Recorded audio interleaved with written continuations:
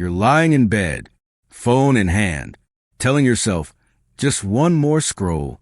You said that an hour ago, before Maghrib, before Isha, before your soul started feeling heavy. Now it's late, and you're stuck, caught in a loop you swore you'd never fall into again. The clicks felt harmless. The glances felt small. But why does your chest feel hollow now? This isn't just about lust. This is about the silent damage no one sees. And the 5 verses Allah gave to pull you out, that you're lying in bed, phone in hand, telling yourself, just one more scroll. You said that an hour ago, before Maghrib, before Isha, before your chest started tightening under the weight you can't name. Now it's late, and the screen's still glowing, but your heart feels dim, stuck in that dark loop again, the one where shame feels louder than any sound in the room. You know exactly what I'm talking about. That moment when you're scrolling and something catches your eye. You pause. You hesitate. You know you shouldn't look, but you do. And suddenly, your brain isn't listening to you anymore. Your heart's pounding, your thumb's moving, and you're watching something you promised Allah and yourself you'd never go back to. And it's not just a lust. It's that quiet voice in your head that lies to you, that says it's no big deal, that says it's just a glance, just a joke, just a vibe. But afterward, you feel disgusting, disconnected, like you betrayed your own soul again. You try to pray, but it feels like a performance. You open the Qur'an, but the words don't land. They just sit there, flat, empty, while your chest stays hollow. But listen closely. You're not a bad person. You're not broken beyond repair. You're not a loss caused drowning in shame. You're just stuck in a habit, in a cycle, in a loop that Allah sees, even if no one else does. And more importantly, Allah didn't give you this guilt so you could drown in it. He gave you a way out, not through perfection, not through fear, but through 5 verses that don't shame you. They shake you awake. These are not passive verses to recite and move on. They are divine calls, each one like a friend grabbing you by the shoulders and saying, yo, snap out of it. You're better than this. They expose you, but not to humiliate, to heal. So if you're tired of feeling distant from your own deen, if you're tired of feeling like you don't belong in your own faith anymore, if you want to stop living like a stranger inside your own soul, stay, because these verses aren't just here to guilt trip you. They're here to guide you back to who you were always meant to be. You didn't fall into lust overnight. It started slow. A post here, a reel there, a haram crush you let linger because it felt innocent.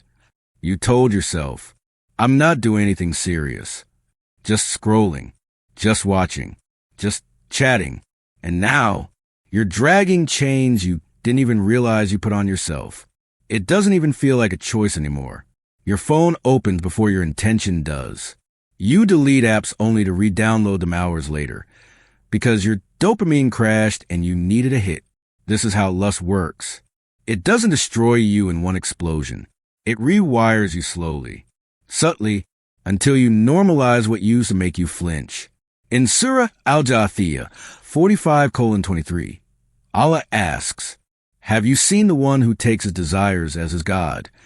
That's not a metaphor. That's a diagnosis. When desire dictates your habits, your gaze, your schedule, your cravings, and you follow it without resistance. That's not freedom. That's servitude. And it's so quiet you don't notice until it's already running your life. But here's the mercy. This verse isn't just a warning. It's a mirror, not to shame you, but to wake you up. If this made your chest tighten, good. You didn't notice it at first. It was just a reel, just a meme, just a song with a vibe that slipped past your filters. But then another, and another, until your brain, once moved by truth, stopped reacting to it altogether. Your friend gets married. You're at the nikah, but you're emotionally detached. You hear a powerful Jumu'ah khutbah, and your mind drifts after 60 seconds. You see a modest, kind, God-conscious woman, and your heart doesn't even flinch. Why? Because your brain isn't blind. It's rewired. All those pixels, All those fake moments of digital intimacy, they hijacked your neural system. And now what's real feels dull. What's pure feels boring.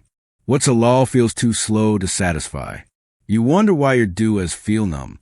Why tears don't fall in sujud like they used to. You haven't stopped caring. But your soul, it's been jammed with static. Lust isn't just a sin you commit. It's a frequency you keep tuning into. And eventually, it reprograms the way your heart responds. It short-circuits your connections, skips over reflection, goes straight to escapism. You don't crave closeness. You crave noise. And Allah subhanahu wa ta'ala warns us with precision in Surah Al-Makrandi 38:26.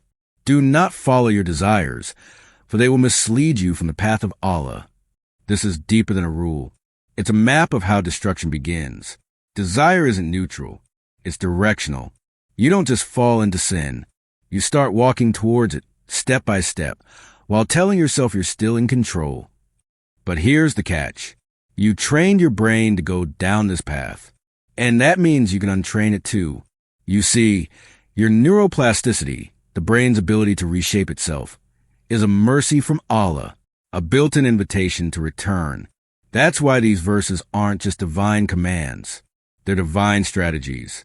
Not just to stop sinning, but to rewire your system until your soul starts craving light again, until your body responds to what's real, not what's addictive. But before you can rebuild, you have to know how it all began. That means the real you is still alive beneath the noise. Sin rarely starts with rebellion. It starts with rationale, a sentence, a whisper, a thought that seems harmless, even noble. It's just a glance. At least I'm not watching that kind of stuff anymore. I've been doing better lately. I can handle a little test. That's the trap. Because Shaitan doesn't drag you into fire. He just gently opens a door and lets you walk in, step by step, click by click. That's how he played our father, Adam, A.S. Not with force, not even with a command, but with a suggestion. Shall I show you the tree of eternity and a kingdom that never decays? Surah Taha 20:120. Shaitan didn't lie outright. He didn't say, eat from the tree and disobey Allah. He just planted the seed. Don't you want more? Don't you want to grow? Don't you want to evolve? And Adam, A.S., in his humanity, was tempted. Now look at how Shaitan whispers to you. You've been doing well lately. Maybe this is your chance to test your control. It's just curiosity. It's not sin if you don't act on it. You're strong enough to handle this. That's not strength. That's ego, dressed up like self-discipline. And suddenly you're back on the same apps, the same pages, the same algorithm that took months to detox from. Only now it feels less haram because it's not as explicit. It's just cleaner looking darkness. But it's still the same trap. It just learned how to speak in your tone. That's why Surah Al-Baqarah 2:168 doesn't say don't obey Shaitan. It says, do not follow the footsteps of Shaitan. Indeed, he is a clear enemy to you. Footsteps, not leaps, because that's how you fall, slowly. From curiosity to intention. From just one glance to just one video. From resistance to rationalization. And by the time guilt returns, numbness has already made itself at home in your chest. So pause. When the thought whispers in your head, I can handle it. It's not that bad. Ask yourself honestly, who is talking to me right now? Because not every voice in your head belongs to you. And sometimes what feels like self-trust is actually self-betrayal in disguise. You didn't plan to spiral. You were just tired, lonely, overwhelmed. So you grabbed your phone just to scroll for a few minutes, just to breathe. But the algorithm, it knows your loneliness better than your own soul does. And before you even realize, you were staring at something your Imam had already warned you about. Not because you wanted sin, but because you wanted relief. That's the trap no one talks about. When your heart is aching, lust doesn't approach as temptation. It shows up pretending to be therapy, not pleasure. Escape, not rebellion. Coping. And that's when it gets dangerous. Because when your soul starts using fire to feel calm, you've entered addiction disguised as survival. So you quit, you delete the app, you block the contact, you lower your gaze, and for a while, you feel strong. But then the withdrawal hits. Not physical, emotional. You get agitated for no reason. Snappy, anxious, distracted and sullen. You can't focus, can't breathe, can't feel. That fire you used to numb with Haram, now it's burning inside you. And nobody told you what to do with that. So what do most people do? They go back. Just once. Just a quick fix. Just a release. But that's not healing. That's feeding the fire. And Allah subhanahu wa ta'ala already warned us in Surah Al-An'am 6:151. Do not even approach indecency, whether outward or inward. Not just don't do it. Don't even get close. Don't flirt with the edge. Don't romanticize a fire that already burned you once. Because Islam doesn't just guard you from sin. It guards you from the build-up to sin. The playlist, the late-night scroll, the perfectly timed search bar, the micro decisions you keep calling harmless. And here's what psychology confirms. Repeated exposure to lust doesn't just affect your behavior. It reshapes your emotional threshold. What once shocked you now feels mild. What once disturbed you now feels normal. That's not spiritual weakness. That's desensitization. That's your heart adjusting to darkness because it forgot the taste of light. But you're not lost. You're just caught in a pattern you never learned how to interrupt. So next time that craving comes, ask yourself, am I trying to heal the fire in me? Or am I just feeding it more fuel? Because real relief, it doesn't feel like shame afterward. It feels like peace. There's a reason you feel hollow after giving in. It's not just the guilt. It's not even the sin. It's the silence that follows. Because somewhere deep inside, you know you were meant for more than this. That's what lust never tells you. It sells you comfort. Quick, easy, private, but it hides a price. You waste hours chasing pixels, but then you dodge Salah because shame whispers. How can you stand in front of Allah like this? You stop journaling. You stop dreaming. You stop raising your hands in dua.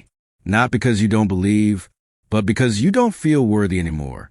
That's the real damage. Lust doesn't just tempt the body. It shrinks the soul. And when you finally sit in that stillness, when there's no phone, no clicks, no rush, what's left? Regret, not for slipping, but for drifting from the person you used to be. Because deep down you miss your own soul. You miss being clear-headed. You miss that closeness with Allah.